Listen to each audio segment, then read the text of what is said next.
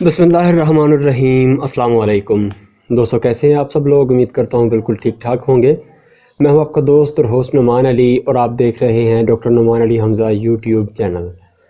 दोस्तों, एक दोस्त ने मुझे आज पिक्चर सेंड की थी एक बकरे की। उसका जो अगला घुटना, ज़्यादातर अगले घुटनों में ये मसला आता है। अगले घुटने के कह लें कि आप वहाँ पर सोजश कह सकते हैं, वहाँ पर आप कह सकते हैं कि अंदर कोई फ्लूइड जमा हो गया है, रेशा है या फिर पानी भी आप कह सकते हैं, सिंपल वो जमा हो गया है, तो उसका मसला आ रहा है। तो उसका हल भाई ने मांगा तो मैंने उसको तो बता दिया। फिर मैंने सोचा कि इससे रिलेटेड एक वीडियो हो जाए, क्योंकि इस पर मेरे ख्याल से वीडियो नहीं बनी हुई।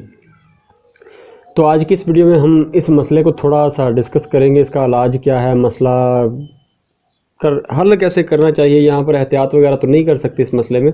तो आइए दोस्तों, बगैर वक्त ज़ाया किए चलते हैं, वीडियो को स्टार्ट करते हैं। लेकिन वीडियो स्टार्ट करने से पहले मेरी तमाम दोस्तों से गुजारिश है कि अगर अभी तक आप लोगों ने मेरे चैनल डॉक्टर नुमान अली हमज़ा को सब्सक्राइब नहीं किया तो पहले मेरे चैनल को सब्सक्राब कर दीजिए और साथ में बने बेल आइकन को दबाकर ऑल पे क्लिक कर दीजिए, ताकि मेरी हर नई आने वाली वीडियो जो है वो आपको सबसे पहले ईजीली मिलती रहे। तो आइए दोस्तों, बगैर वक्त ज़ाया किए चलते हैं, वीडियो को स्टार्ट करते हैं। दोस्तों, मुझे नहीं लगता कि कोई ऐसा बंदा होगा जिसने पहले ये मसला नहीं देखा होगा। मैंने फील्ड में आने से पहले भी बहुत दफ़ा देखा ये मसला। जानवर के घुटनों में अक्सर प्रॉब्लम आ जाती है। बाज़ औक़ात होता है कि सिर्फ इंजेक्शन के इस्तेमाल से ये मसला क्लियर हो जाता है, और बाज़ औक़ात होता है नीचे कट या फिर कह लें कि नीडल वगैरह मार कर जो ड्रेन करना पड़ता है, इसको साफ़ करना पड़ता है, अंदर जो मवाद है उसको बाहर निकालना पड़ता है।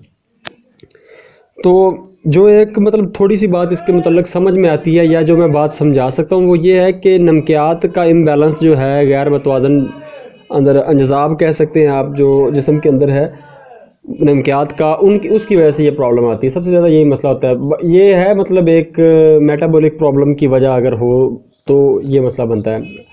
अगर मेटाबॉलिक से हट के हो तो कोई चोट वगैरह भी हो सकती है, कोई वैसे अंदरूनी चोट हो सकती है, ज़रूरी नहीं बैरूनी चोट या कोई रगड़ वगैरह हो उससे सोजन बने, अंदरूनी कोई चोट आ सकती है। पाँव ऊंचा नीचा हो जाए तो ऐसी सूरत हाल में भी मसला बन सकता है घुटने को।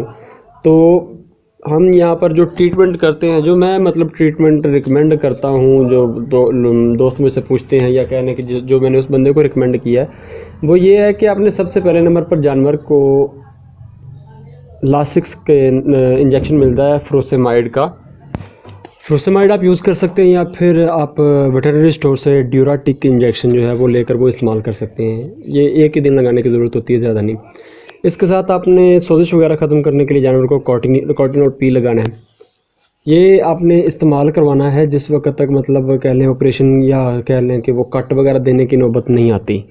अल्लाह ना करे अगर इससे मसला हल नहीं होता तो फिर आगे कह लें ऑप्शन यही बचता है, कट दिया जाए या फिर नीडल वगैरह मार कर उसकी सफाई की जाए। तो उसके लिए मैं आपको यही रिकमेंड करूँगा कि आप खुद कभी भी नहीं करिएगा, मुतलका हॉस्पिटल जाएं, वहाँ से जानवर को चेक करवाएं, वो कट देंगे और वही सफाई करेंगे, और आपको जो अगर कोई मेडिसिन रिकमेंड करनी होगी तो वो कर देंगे।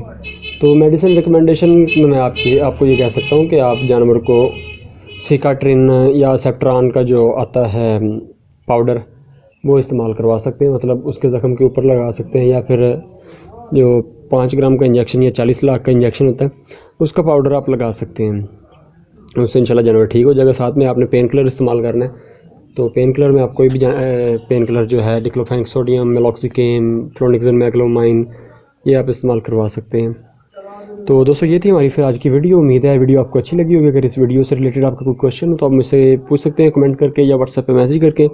तो अगर वीडियो अच्छी लगी हो तो लाइक कीजिएगा, दोस्तों के साथ शेयर कर दीजिएगा, और कमेंट सेक्शन में अपनी राय का इजहार ज़रूर कीजिएगा। तो दोस्तों, अपना ख्याल रखिए, घर वालों का ख्याल रखिए, और मुझे दुआ में याद रखिएगा। अल्लाह हाफ़िज़।